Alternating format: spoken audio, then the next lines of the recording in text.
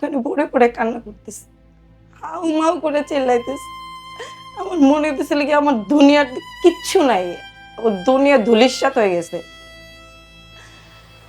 দেন চলে আসার পরে ওই দিনের পরে আমি আর ওর সাথে কোনো কন্ট্যাক্ট করার চেষ্টা করি নাই। বাট যেই ফ্রেন্ডের সাথে ও গেছিল মাওয়া, সেই ফ্রেন্ড আমাকে কল দিছে তার ২ দিন পরে।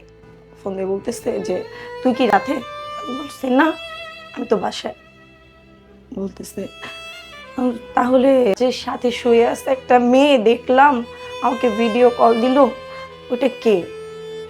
আমি আমি ওর কথা শুনে যে আমি জবাব দিব, আমার মনে হয় আল্লাহ বোবা করে দিছিল তখন। আমার জবান বন্ধ, আমি যে অ্যান্সার দিব যে না আমি না, বা কে থাকতে পারে, আমি সেই কথাটা মুখ দিয়ে বের করতে পারতেছিলাম। আমি বলছি, ও বলছে আমি ওর সাথে নাই। কে ওর সাথে? তুই আরেকটা বার একটু কল দিয়ে স্ক্রিন রেকর্ড করে আমাকে দে। ও আবার কল দিছে, দেওয়ার পরে দেখতেছে অন্য একটা মেয়ের পাশে। তো সেটা স্ক্রিন ভিডিও করে আমাকে পাঠাইছে।